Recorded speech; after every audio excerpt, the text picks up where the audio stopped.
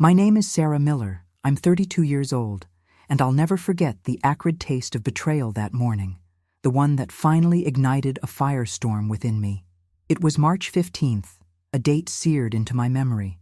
This was supposed to be my day, the day of the quarterly review, the presentation I'd poured every ounce of my being into for 3 relentless months. This wasn't just any presentation.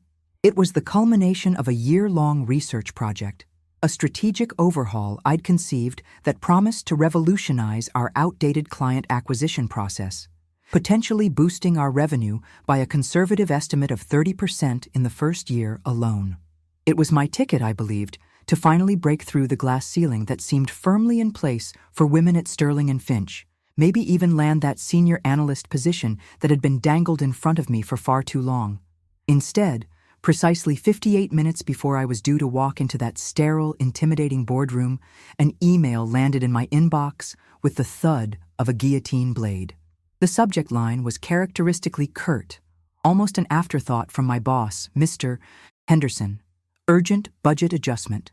My heart, already performing a nervous samba against my ribs in anticipation of the presentation, did a painful, lurching flip. I clicked it open, my breath hitching.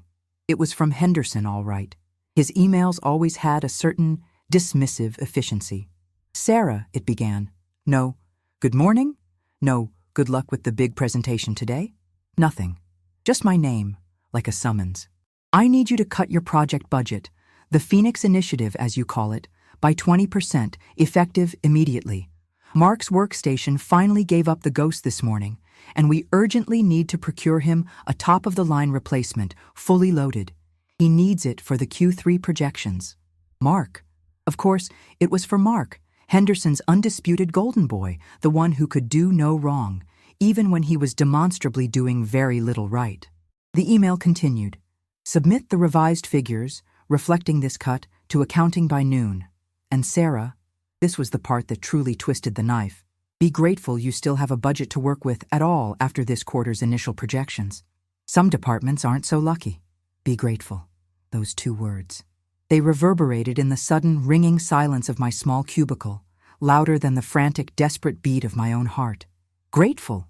For what exactly? For being systematically undervalued? For watching my meticulously researched ideas get borrowed by Mark, then presented with a flourish by him in meetings I wasn't even invited to? Grateful for the condescending pats on the head when I did manage to achieve something despite the obstacles? Grateful for the constant, subtle implications that my ambition was somehow unseemly, the sheer, unadulterated audacity of it, the calculated cruelty of the timing. It felt like a physical assault. My project, the Phoenix Initiative, my baby, the one I'd nursed with late nights fueled by cheap coffee and sheer determination, the one that held tangible, measurable promise for the company's bottom line, was being casually dismembered, so Mark, who I knew for a fact had spent the previous afternoon shopping for golf clubs online, could get a shiny new computer. A computer he'd likely use to play online poker between forwarding emails. My hands, when I looked down at them, were trembling.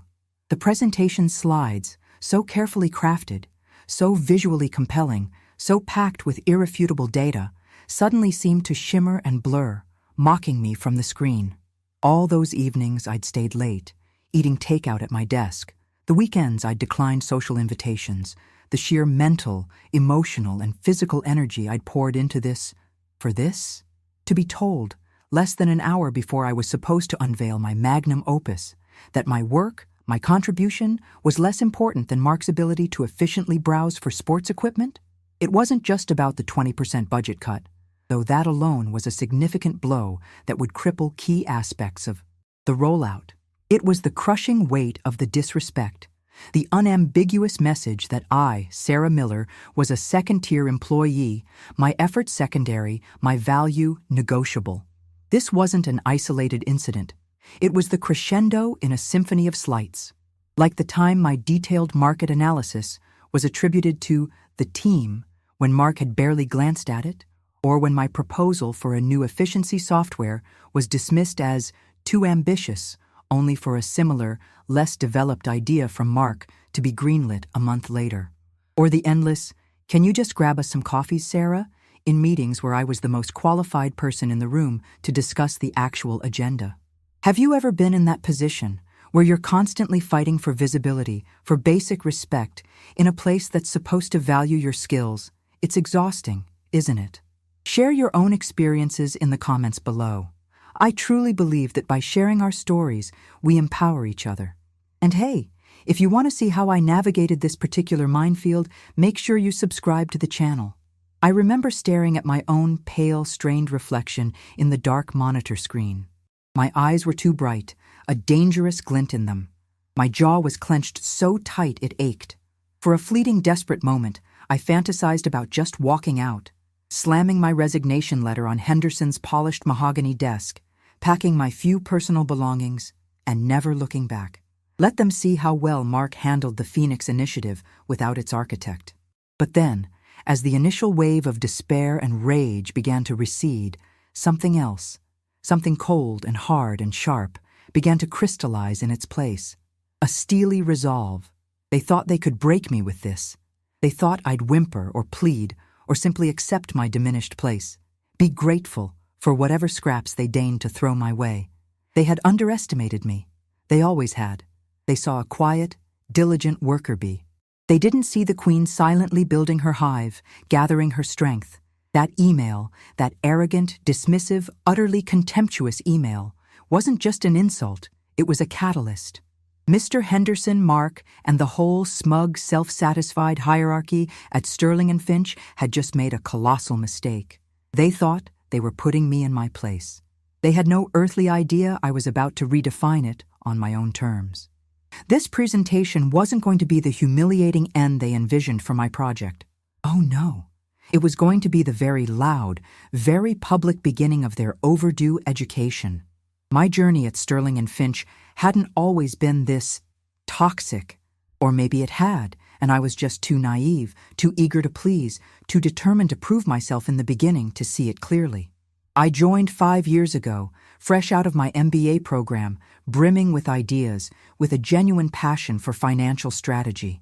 I saw Sterling and Finch as a prestigious firm, a place where hard work and talent would be recognized, where I could build a real career. For the first year, it almost felt that way.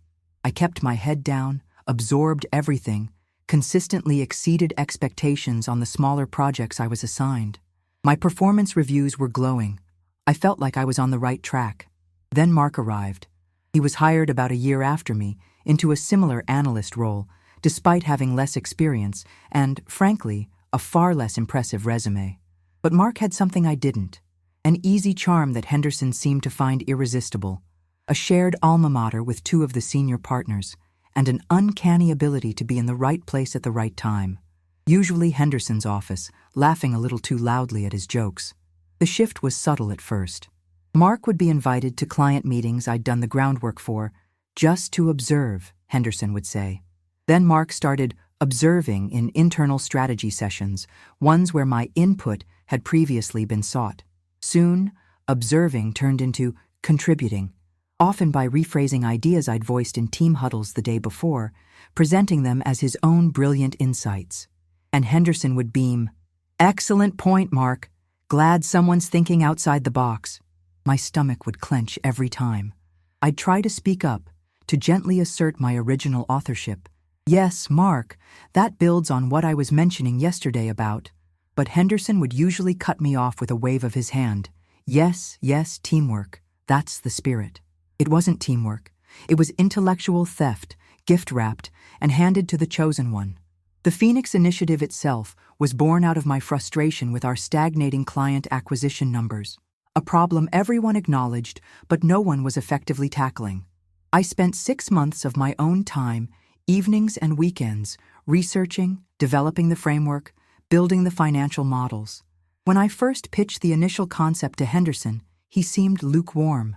"Ambitious, Sarah. Very ambitious." "Are you sure you can handle something of this scale?" he'd said, his tone laced with that familiar condescension, as if my gender inherently limited my capacity for large-scale strategic thinking. Yet, 2 weeks later, I overheard him telling a senior partner about an exciting new internal direction that sounded suspiciously like my proposal. Only he attributed the core idea to a brainstorming session with some of the lads. The lads, I knew, primarily meant Mark, who had been in that particular meeting and had asked me only one question about my initial brief. So, this will make us more money, right?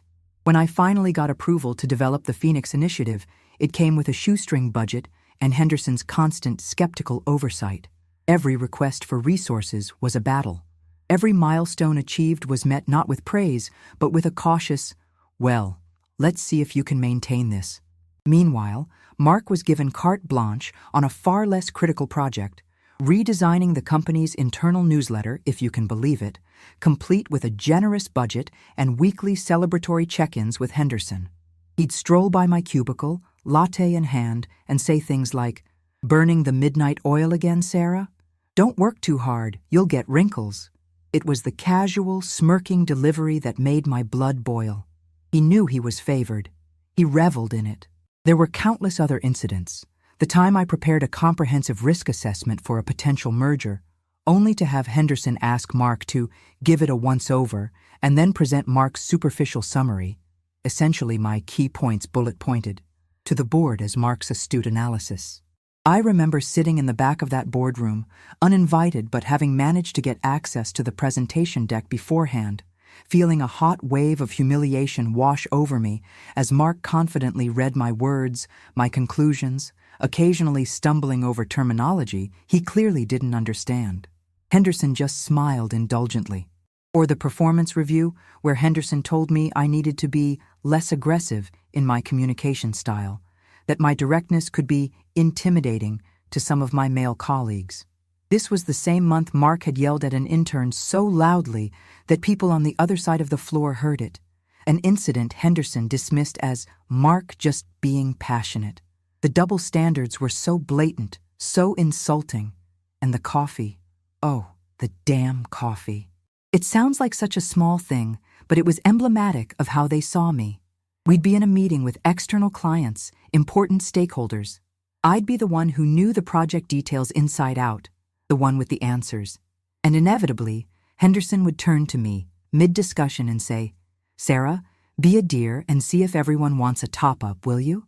Not Mark. Not any of the other junior male analysts who were often less prepared than I was. Me. Because apparently, my MBA and my strategic acumen were secondary to my perceived proficiency with a coffee pot. Each time, I'd smile tightly, a mask of professionalism, and do it. Inside, I was screaming. Each cup I poured felt like a tiny surrender, a small piece of my dignity chipped away.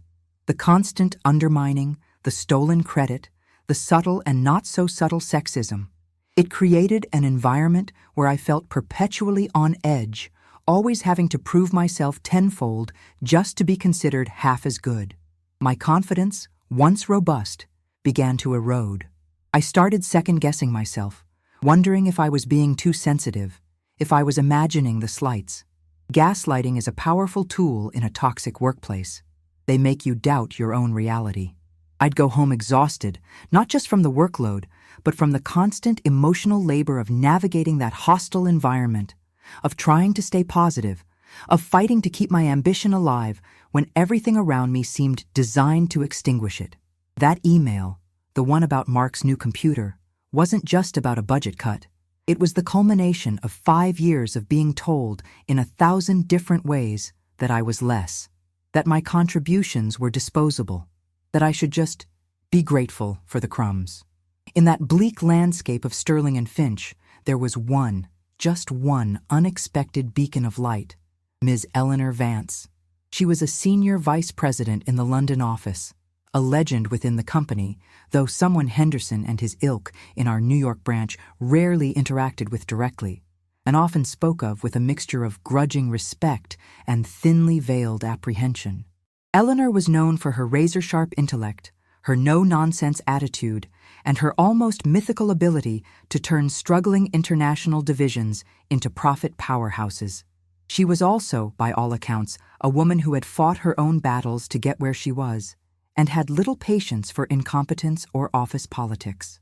I first encountered Ms. Vance, not in person, but through a series of inter-departmental video conferences about a year and a half before the infamous email incident. We were discussing a particularly complex international client account, one that our New York team, under Henderson's guidance, was fumbling badly. I'd done a deep dive into the client's European market sensitivities and prepared a supplementary report, full of data and nuanced recommendations, which I'd submitted as an addendum to Henderson's rather generic main proposal. During the video call, Henderson, predictably, glossed over my contribution, presenting the broader, less effective strategy as our team's consensus. Then Ms. Vance spoke. Her voice, crisp and authoritative even through the slightly tinny speakers, cut through the usual boardroom platitudes. "Mr. Henderson," she said, her gaze unwavering on the screen, "your main proposal is adequate. However, the supplementary report, the one authored by a Ms. Sarah Miller, I believe? That is where the real insight lies. Ms. Miller's analysis of the socioeconomic drivers in the DACH region is particularly astute. Why was this not the centerpiece of your strategy?" The silence in our New York conference room was deafening. Henderson, for once, looked flustered. He stammered something about collaborative efforts and different perspectives. Mark, who was in the room naturally, just looked blank. I, hidden in the back row as usual, felt a jolt, a mixture of shock and a strange, burgeoning hope.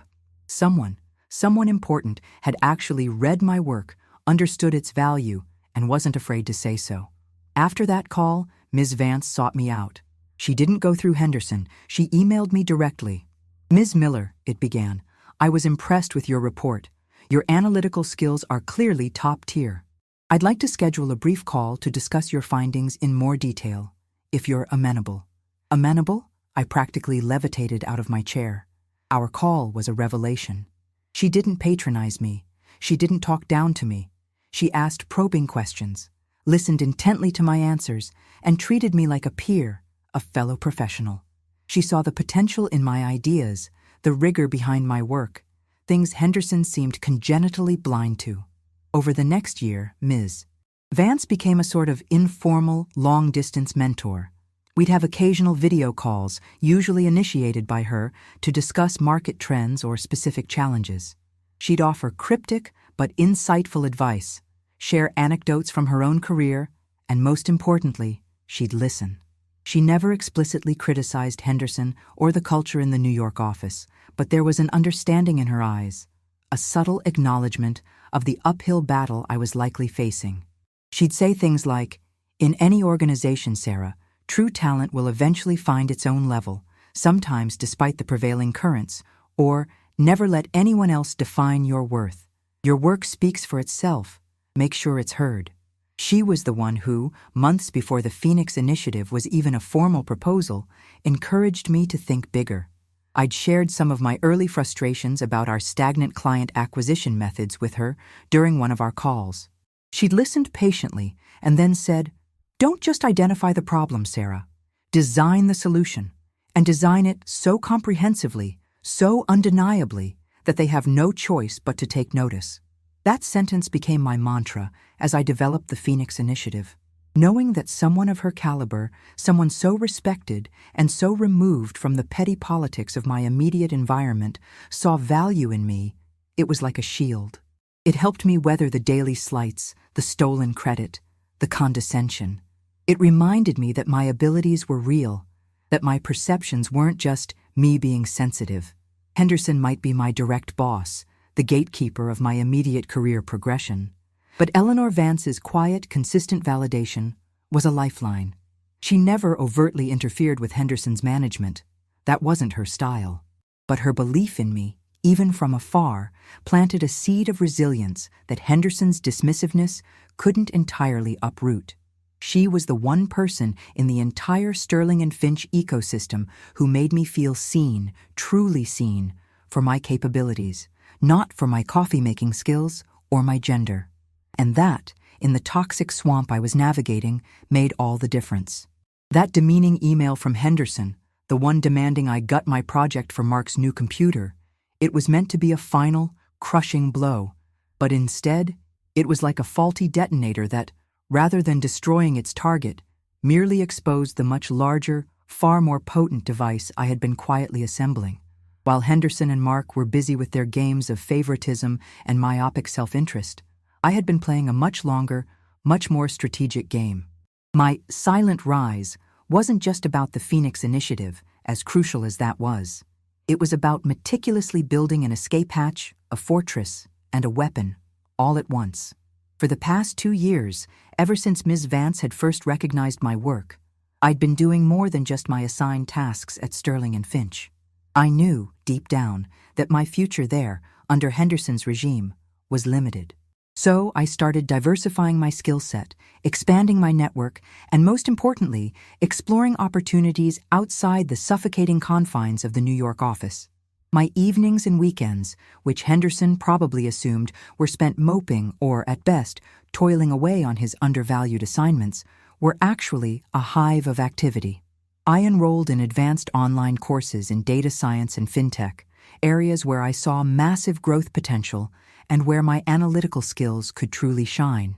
I wasn't just learning, I was excelling, earning certifications that were highly sought after in the industry. I started attending virtual industry conferences, networking with professionals from other firms, subtly putting out feelers, understanding the landscape beyond Sterling and Finch. The Phoenix Initiative itself was my public-facing project, the one I hoped would prove my worth within the company. But behind the scenes, fueled by Ms. Vance's encouragement to design the solution so comprehensively, I had taken it a step further. I hadn't just developed a strategy. I had built a fully functional prototype of a proprietary software platform to implement it. This wasn't just a theoretical model. It was a working tool, incorporating AI-driven analytics for client profiling and predictive lead generation, far more advanced than anything Sterling and Finch currently used or even conceived of.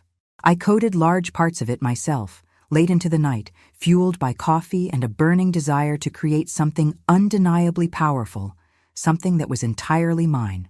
This was my secret weapon.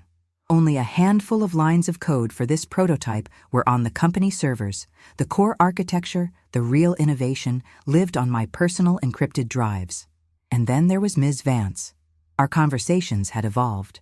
Seeing my continued dedication and the sophistication of my work on the Phoenix Initiative, the parts I shared with her, which were far more detailed than what I showed Henderson, she began to hint at other possibilities. About 6 months before the presentation day, she had mentioned, almost casually, that her London division was looking to spearhead a new global fintech initiative. She spoke of needing someone with a unique blend of financial acumen, strategic vision, and cutting-edge tech skills. Someone who wasn't afraid to challenge the status quo. She didn't explicitly offer me a role then, but the implication was clear. She was testing me, observing me, perhaps even grooming me. I also started meticulously documenting everything. Every instance of stolen credit, every dismissive email from Henderson, every time Mark presented my work as his own. I kept copies of my original reports, time-stamped drafts, and any correspondence that could substantiate my contributions. It wasn't about petty revenge initially. It was about self-preservation. I knew that in a he said, she said situation, I, the quiet woman, would likely lose against Henderson, the established male manager, and Mark, his favored protege. Data, irrefutable proof, was my only defense. This dossier, as I came to think of it, grew steadily. So, while Henderson thought he was managing a compliant, slightly downtrodden employee, he was, in fact, dealing with someone who was systematically building her case and her exit strategy. While Mark was basking in unearned praise and plotting his next golf game, I was acquiring new skills, forging powerful alliances, and creating intellectual property that far surpassed anything they were capable of. They saw me at my little desk, diligently typing away, and assumed I was just another cog in their machine. They never imagined I was building an entirely new engine. The budget cut email, so callously sent, wasn't an execution order. It was the starting gun for a race Henderson didn't even know he was in, and I had a significant head start. My silent rise was about to become very, very loud. If this story of quietly building your strength while being underestimated resonates with you, please hit that like button. It really helps more people find these stories of turning the tables. The 58 minutes between receiving Henderson's email and the start of the quarterly review meeting were a blur of cold, focused fury. I didn't bother revising the budget figures for accounting. I knew it wouldn't matter. Instead, I made a few crucial last-minute adjustments to my presentation and one very important phone call. My heart was pounding, not with nerves anymore, but with a strange, exhilarating sense of impending collision. This wasn't just a presentation. It was a reckoning. I walked into the boardroom at precisely 10 a.m. The air was thick with that familiar blend of stale coffee and self-importance. Henderson was at the head of the long, polished table, looking particularly smug. Mark was beside him, already fiddling with his phone, probably checking specs for his new, undeserved computer. The other senior managers were arranged around the table, a gallery of expectant, slightly bored faces. They were anticipating another competent, if perhaps somewhat anemic presentation from quiet Sarah. They had no idea what was coming. Henderson gestured vaguely towards the projector. "All right, Sarah, let's get this over with. We've got a tight schedule. And do try to keep it concise, won't you? Some of us have actual work to do." Mark snickered. I smiled, a small, tight smile that didn't reach my eyes. "Of course, Mr. Henderson. I'll be as concise as possible." I plugged my laptop into the projector. The first slide wasn't the Phoenix Initiative overview they were expecting. It was a simple, stark white slide with 2 words in bold black letters, "Announcement." A ripple of confusion went through the room. Henderson frowned. "What's this, Sarah? Get to the project update." "In a moment, Mr. Henderson," I said, my voice surprisingly steady, amplified slightly by the room's microphone. "But first, I have some rather significant news that impacts not only the Phoenix Initiative, but potentially the entire future strategic direction of Sterling and Finch's global operations." That got their attention. Even Mark looked up from his phone. "As of 8 a.m. London time this morning," I continued, my gaze sweeping across their now attentive faces, "I formally accepted a new position. I will be heading the newly formed Global FinTech Innovation Hub for Sterling and Finch, based in London, as Senior Vice President." The silence in the room was absolute, a stunned, breathless vacuum. Henderson's jaw literally dropped. His face, moments before so smug, turned a mottled shade of red, then a ghastly pale. Mark just stared, his mouth agape, looking like a fish suddenly yanked out of water. "This new division," I went on, clicking to the next slide, which showed an impressive organizational chart with my name and new title prominently displayed at the top, "will be responsible for developing and implementing next-generation financial technology solutions across all of Sterling and Finch's international markets. It's a significant investment by the board and a direct initiative from Ms. Eleanor Vance." The mention of Ms. Vance's name sent another shockwave through the room. Her authority was unquestioned. Henderson finally found his voice, a strangled, sputtering sound. "What? What is this? You can't just— Ms. Vance? I wasn't informed of this." "Indeed," I said smoothly. "The offer was extended to me directly by Ms. Vance some weeks ago, contingent on a final board approval which came through late yesterday. The official internal announcement for the wider company is scheduled for tomorrow morning. However, given the direct relevance to today's discussion, Ms. Vance agreed it was pertinent to share this with this particular group now." I paused, letting the implications sink in. "She also sends her regards, Mr. Henderson, and mentioned she's particularly looking forward to seeing how the New York office plans to integrate with our new global fintech strategy. She was under the impression, from your previous reports, that your team was already making significant strides in this area." Henderson looked like he was about to have an apoplexy.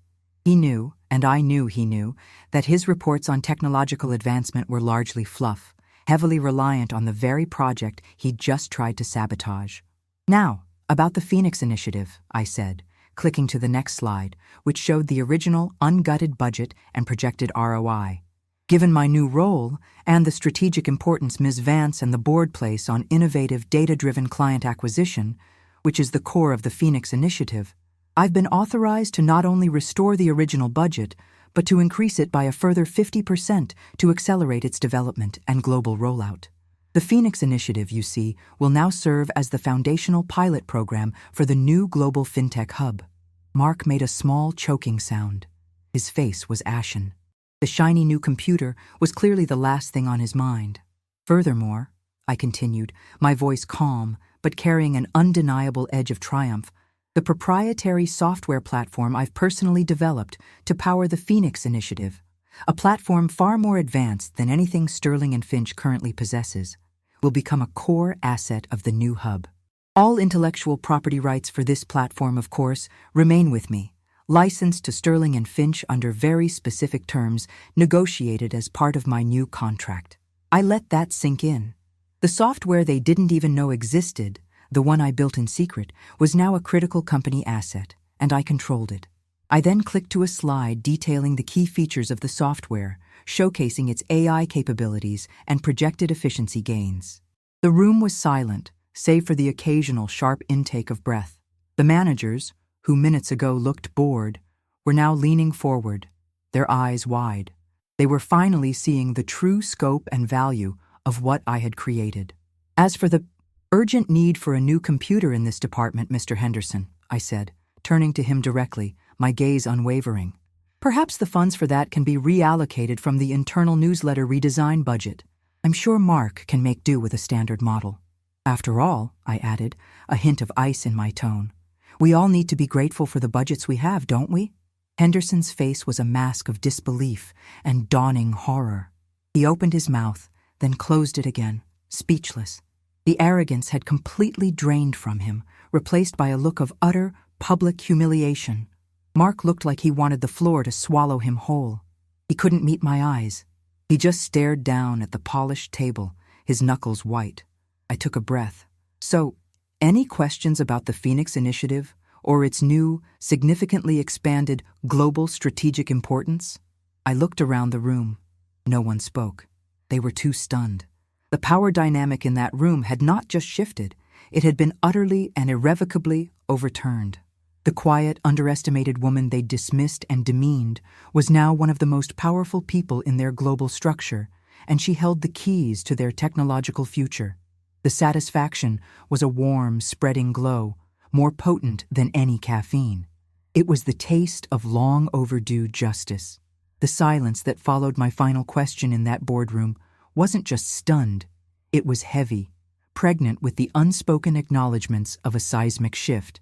The meeting, scheduled for an hour, was effectively over in 15 minutes. There were no further questions about the Phoenix Initiative, at least not from Henderson or Mark.